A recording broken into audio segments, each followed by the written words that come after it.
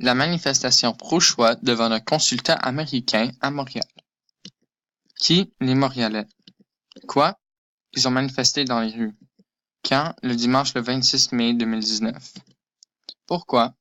Pour dénoncer les récentes restrictions du droit à l'avortement aux États-Unis. Plusieurs États, dont Alabama et Mississippi, ont promulgué des lois anti-avortement. Alabama a interdit l'interruption volontaire de grossesse même dans un cas de viol ou d'inceste, toléré seulement dans les cas où la vie de la mère est en danger. De plus, les manifestants voulaient mettre en garde les politiciens du Canada. Ils pensent que si nous faisons que ignorer ce qui se passe aux États-Unis, ça pourrait tranquillement venir se passer ici. Une fille de 15 ans a même dit « J'ai de la misère à comprendre pourquoi on est encore là à re-questionner le droit à l'avortement. » Ou certains se sont réunis devant l'hôtel de ville, mais la manifestation a eu lieu devant le consulat américain de Montréal.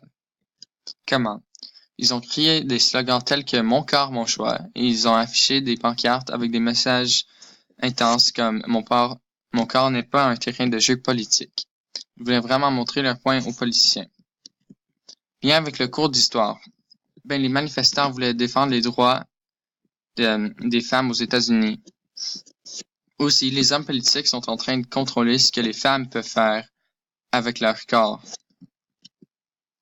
Bien avec le passé.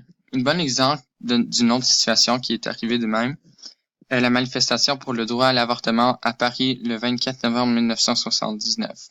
Aussi, il y a plusieurs manifestations pour les droits de femmes qui se passent tout au cours de l'histoire. Et au Canada, l'avortement a été complètement décriminalisé en 1988. Question pour animer un débat. Croyez-vous que, en tant que Canadiens, nous devrons intervenir dans les manifestations des États-Unis? Pourquoi? Selon vous, manifester devant le consulat américain était la meilleure façon d'aider les femmes victimes de ces lois? Quelle autre proposition avez-vous?